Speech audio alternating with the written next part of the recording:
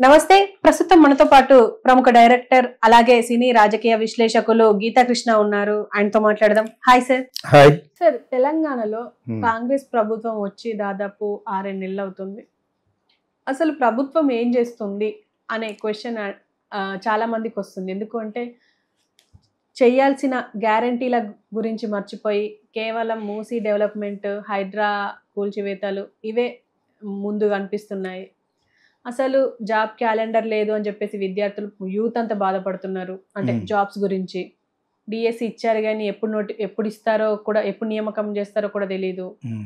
ఇంకో పక్క గ్యారంటీలు అన్నారు, వాటి గురించి అసలు ఊసు లేదు. ఒక ఫ్రీ బస్సు మాత్రమే కనిపిస్తుంది కళ్ళకి అని మాట్లాడుతున్నారు సార్. ఇలాంటి విమర్శలు వస్తున్నాయి. మీరేమంటారు సార్?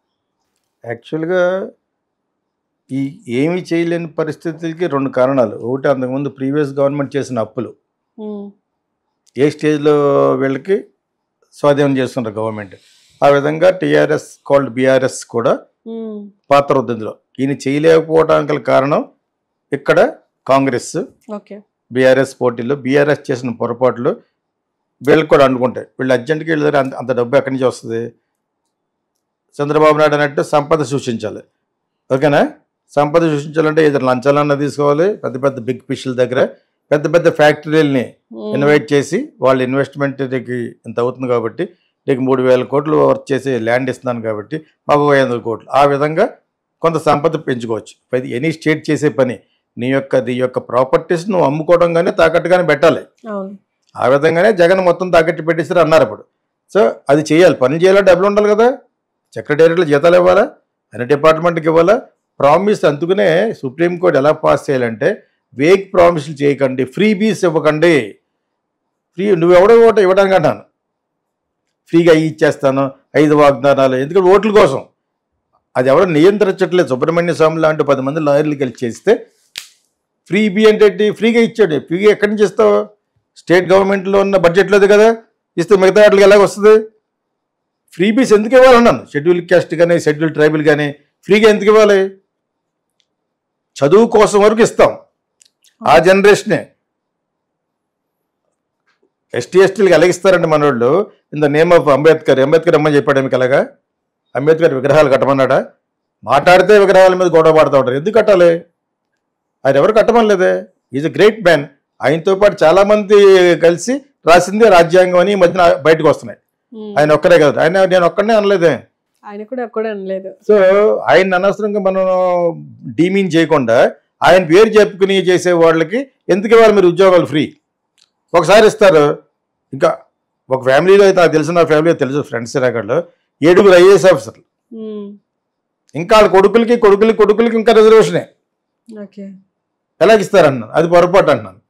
సో ఇలాగా స్టేట్ గవర్నమెంట్ చాలా అసలు ఇండియన్ గవర్నమెంటే చాలా రిఫర్మేషన్ తీసుకురావాలి. చాలా సవరణలు చేయాలి. రాజ్యాంగ సవరణ చేయాలి. రాజ్యాంగ సవరణ చేస్తుంటే వద్దనే వాళ్ళు 50% ఉంటుంది. బీజేపీ చేస్తారంటే రాజ్యాంగ సవరణ చేయకపోతే కాశ్మీర్ మన అయి ఉండేటప్పుడు సింపుల్ క్వశ్చన్ అది. అందుకనే బీజేపీ ఆదర్శాలు చాలా మంచి. ఓకేనా? వాళ్ళు ఎక్కడ సెపరేట్ చేశారంటే సెక్యులర్ స్టేట్లో ఉన్న దాన్ని ముస్లింకి ఎగనెస్ట్, వాళ్ళు ఎగనెస్ట్ అని వాళ్ళే దొరికిపోయారు. అటువంటి కొన్ని పొరపాట్లు చేశారు కాబట్టి. అదర్వైజ్ ఈ స్టేట్ గవర్నమెంట్ సెంట్రల్ గవర్నమెంట్కి వీళ్ళకి అపోజిషన్. అక్కడ కాంగ్రెస్ లేదు. సిట్టింగ్ గవర్నమెంట్లో బీజేపీ ఉంది. సరేనా? ఇప్పుడిప్పుడే పెరుగుతుంది. ఆ టైంలో కర్ణాటక వచ్చింది. దాని తర్వాత ఈయన యొక్క వాయిస్ ద్వారా ఇతర ద్వారా వచ్చింది. ఇక్కడ లేకపోతే కాంగ్రెస్ రాదు. Only because of Revanth Reddy. ఎన్ని 100 సార్లు చెప్పినా ఇదే చెప్తాను. రేవంత్ రెడ్డి రీకన్స్ట్రక్ట్ చేసి మళ్ళీ బాగా చేశాడు కాబట్టి అది ఇక్కడ కాంగ్రెస్ వచ్చింది. ఆ వచ్చిన సందర్భంగా అక్కడ కూడా ఫ్రీ బీస్ అంటే ఫ్రీగా ఇస్తాను 5 వాగ్దానాలు 6 వాగ్దానాలు చేశాడు. ఒక బస్సు అటువంటి ఏదో చిన్న తప్పితే ఏం చేయలేకపోయాడు. ఇక్కడ అంతే, ఆంధ్రాలో చంద్రబాబు నాయుడు అంతే. ఏదో గెలవటం కోసం, ఒడ్డు దాటడం కోసం ఒక పడవను ఉపయోగించుకున్నట్టుగా ఈ ఫ్రీ బీలు పెట్టారు. ఓకేనా? ఆ ఫ్రీ బీలు కరెక్ట్ కాదు అని సుప్రీంకోర్టు పాస్ చేసే వరకు ఏ గవర్నమెంట్లోనూ ఇలాగే జరుగుద్ది. రేవంత్ రెడ్డి స్పెషల్గా కాదు, చేయాలంటే డబ్బులు ఉండాలి కదా. సో దీన్ని డైవర్ట్ చేయడానికి హైడ్రా పెట్టారు. కానీ హైదరాబాద్ ఇంకా డబ్బులు పోవడమే తప్ప రావు కదా సార్. డబ్బులు పోవడం అనేది మనం అనుకుంటున్నాం. రిమూవ్ చేసిన ప్రాపర్టీస్లో పలానా కట్టడానికి ఒక ప్రైవేటైజ్ చేస్తాడు. ఒక 500 కోట్లు అడుగుతాడు.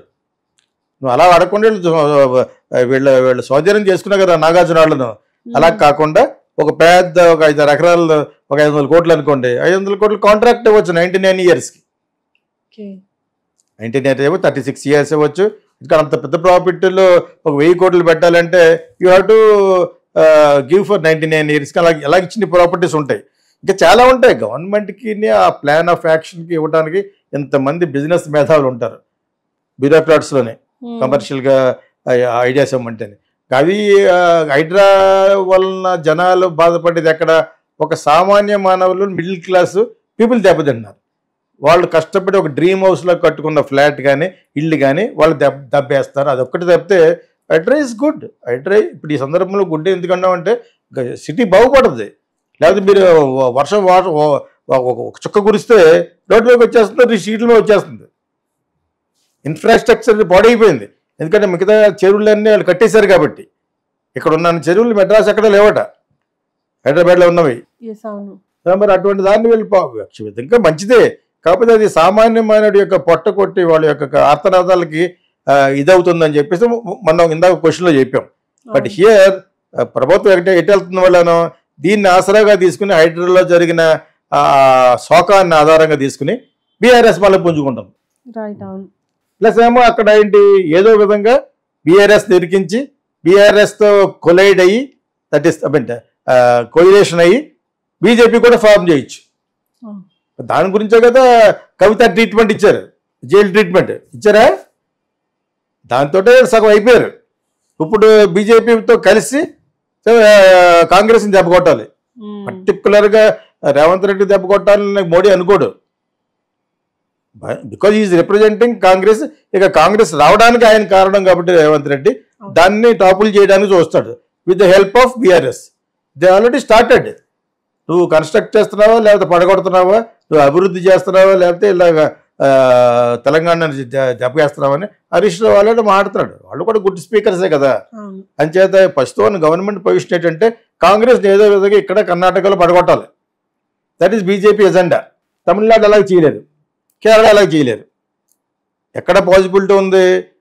With the help of Chandrababu Naidu and Pawan Kalyan at least ఆంధ్రాలో 9 సీట్స్ వచ్చినాయి. అసలు ఆంధ్రాలో బీజేపీ అనేది ఉంటుందని నాకు అసలు తెలీదు, వస్తుందని. మరి వాళ్ళ ప్లాన్ కరెక్ట్, వాళ్ళే కరెక్ట్ మనకంటేనే ప్లాన్ వేశారు. చంద్రబాబు మన పవన్ కళ్యాణ్ పట్టుకున్నారు. పవన్ కళ్యాణ్ అంటే ఏంటి? కాపుల్ కమ్యూనిటీ అంతా పట్టుకున్నట్టు లెక్క. ఒక మీటింగ్కి వెళ్తే 1,00,000 మంది రావడం అనేది ఆ గొప్పతనం ఉన్నా కూడా పవన్ కళ్యాణ్కి. ఇప్పుడు అతను ఎవరిని రిప్రజెంట్ చేస్తున్నాడు? కమ్యూనిటీ రిప్రజెంట్ చేస్తున్నాడు. ఎవరికైతే ఎక్కువ ఓట్లు ఉన్నాయో 37%. ఓకేనా? సో దాంతో కలిసి చంద్రబాబు నాయుడుతో కూడా కలిసి జైల్లో ఉన్నవాడు బయట కూడా పెట్టి జైల్లో పెట్టింది వాళ్ళు. మీకు అర్థమైంది ఇప్పుడు. సో ఈ పాలిటిక్స్లో ఇవన్నీ కూడా సర్వసాధారణం. వాళ్ళు height of politics, dirty politics చేస్తున్నారు బీజేపీ. ఎందుకంటే వాళ్ళు కావాలి. పాలిటిక్స్లో డర్టీ క్లీన్ ఉండదు, అసలు క్లీన్ పాలిటిక్స్ ఉండదు. పాలిటిక్స్ డర్టీగానే ఉంటుంది. సో ఇటువంటి డర్టీ పాలిటిక్స్ ఎవరైనా చేస్తారు. మొన్నటి వరకు బీఆర్ఎస్ చేసేది, వాళ్ళ కొడుకు చేసేవారు, వాళ్ళ అమ్మాయి చేసింది. వాళ్ళని పట్టున్నారు. ఎక్కడ దొరుకుతారో అందరూ లెక్కలో దొరికింది. పట్టుకున్నా వదలలేదు అసలు, ఉడుం పొట్లాగా. ఎందుకు? వాళ్ళు వచ్చే రేపు వీళ్ళతో కలిసి పోటీ చేస్తేనే కాంగ్రెస్ పడిపోతుంది. రేవంత్ రెడ్డి పడిపోవాలని కాదు, అక్కడ కాంగ్రెస్ పడిపోవాలి. ఇక్కడ కర్ణాటకలో కాంగ్రెస్ పడిపోవాలి. సో దానికోసం వాళ్ళు వేసే మాస్టర్ ప్లానే ఇప్పుడు మనం జరుగుతున్న పర్యవసానం. దానికి తోడుగా ఇది చేయడానికి డబ్బులు లేక అవి లేక ఇవి లేక ఏం చేసాడైనా అట్లీస్ట్ అక్కడైతే చంద్రబాబు నాయుడు అబద్ధం ఆడాడు. 3,000 కంపెనీలు వస్తున్నాడు. 3 కంపెనీలు రాలేదు ఇప్పటివరకు. 3,000. ఆ 3 కంపెనీలు కూడా పారిపోతారు నేను మొన్న కురిసిన వర్షాలు చూసి. అర్థమైందా? అలాగే ఆయన చేయగలడు, మిగతా వాళ్ళు చేయలేరు. అలాంటి పచ్చబద్ధాలు మనం వేరే వాళ్ళు చేయలేరు. ఇప్పుడు ఇక్కడ ఏమైనా అబద్ధం ఆడతాడు రేవంత్ రెడ్డి? సంపద ఎలా సృష్టించగలవు? డబ్బులు ఉంటేనే పని చేయాలి. డబ్బులు లేకపోతే సెక్రటేరియట్లు కూడా పోతారు బయటికి ఈ రోజున. శీతాలు పోద్ది మరి. ఎన్ని వేల కోట్లు ఇవ్వాలా మంత్ తిరిగి వచ్చేటప్పటికి.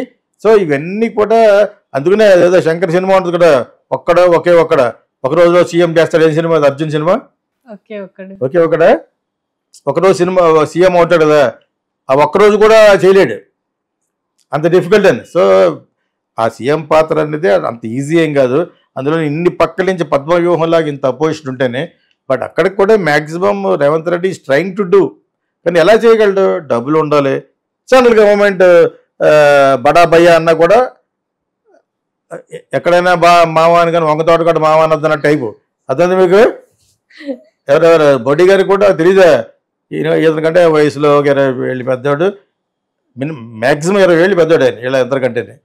చంద్రబాబు నాయుడు గారి కాదు వీళ్ళ కంటే మన రేవంత్ రెడ్డి కంటే వీళ్ళందరికీ ఆయన చేత ఆయనకి తెలియదా, వాళ్ళకి అందరికీ అన్నీ తెలుసు. వాళ్ళని గైడ్ చేయడానికి కూడా చాలా మంది ఉంటారు. జనరల్గా మోడీ గారు ఎవరి మాట ఎండు, ఒక అమిత్ షా మాట తప్పితేనే ఎండు. ఎందుకంటే ఆయనకు ఆల్రెడీ వడబోసాడు గుజరాత్ సీఎం గాను. అంచేత రేవంత్ రెడ్డి నువ్వు పక్క వస్తే హెల్ప్ చేస్తానంటాడు. నీకున్న 30-40 మంది వాటితో పాటు తీసుకురాగలితే ఎక్కడికి బీజేపీలో కలిసిపోవటానంటే అప్పుడు there will be A future. అలా ఊరుకుంటారు. సో ఇప్పుడు ఇదంతా పాలిటిక్స్ ఏంటంటే ఈయన ఆంధ్ర అండ్ తెలంగాణలో బీఆర్ఎస్ని సర్దేశారు వాళ్ళు. బీజేపీ ఏమంటే అది మాట్లాడాలి. ఇంకా కేసు కూడా ముయ్యలేదు, కవిత కేసు ఇంకా ముయ్యలేదు, కేజ్రీవాల్ మీద కేసు ముయ్యలేదు, మనీష్ సిసోడియా మీద ముయ్యలేదు. తెలుసా మీకు? అలా పెట్టారు. అది వాళ్ళ యొక్క స్ట్రాటజీ. అది బీజేపీ ఉన్నంతకాలం వాళ్ళు వేసే స్ట్రాటజీ. అర్థమైందా మీకు? రూలింగ్ పార్టీకి సాధారణంగా వంగు ఉండాలి, అబ్సల్యూట్ మెజారిటీ వస్తేనే. మొన్న వచ్చిన మెజారిటీతో అయితే కాదు. ఇప్పుడు రేపు హర్యానా ఓడిపోవాలని కోరుకోను, కానీ ఓడిపోయింది అనుకోండి బీజేపీ, తేడా వచ్చేస్తుంది. కాశ్మీర్ ఓడిపోకూడదు. కాశ్మీర్ మటుకు బీజేపీ ఎందుకు రావాలంటే, లేకపోతే వాళ్ళ జులుం పెరిగిపో అక్కడ చాలా దరిద్రమైన పాలిటిక్స్. అసలు అక్కడ ముస్లిమ్స్ అనుకున్న వాళ్ళే టెర్రరిస్టులని పోషిస్తూ ఉంటారు. అసలు కాశ్మీర్లో వీళ్ళ విజయమే బీజేపీకి మంచి పేరు ఇంటర్నేషనల్గా. ప్లస్ ఒక 6 నెలలు no internet, nothing, house arrest చేసి పడేశారు. దుర్భరం లైఫ్ రాదు నీకు. మళ్ళీ ఎక్కడికో శ్రీనగర్ దాటి వెళ్ళిపోతే వస్తుంది తప్పితే అక్కడ రాదు. ఆ విధంగా వాళ్ళని బంధించేశారు. దానికి BJP correct. I really wish BJP to should come back to the power by what ever means. And especially కాశ్మీర్లో ఓడిపోకూడదు బీజేపీ. మరి ఎలా జరుగుతుందో తెలీదు. వాళ్ళే చాలా సంకటంలో ఉన్నారు ఈ టైంలో. ఇక్కడ తెలంగాణలో ఒక విధంగా మళ్ళీ అకౌంట్ ఓపెన్ చేయాలని చూస్తున్నారు. మళ్ళీ ఆంధ్రాలో మళ్ళీ డెవలప్ అవ్వాలి. ప్లస్ ఆల్సో కర్ణాటకలో మళ్ళీ దే వాంట్ టు రీగెయిన్. ఒకప్పుడు కర్ణాటకలో దీనికి ముందు బీజేపీ కదా, అంటే అక్కడ మళ్ళీ పవర్ తీసుకుంటారు.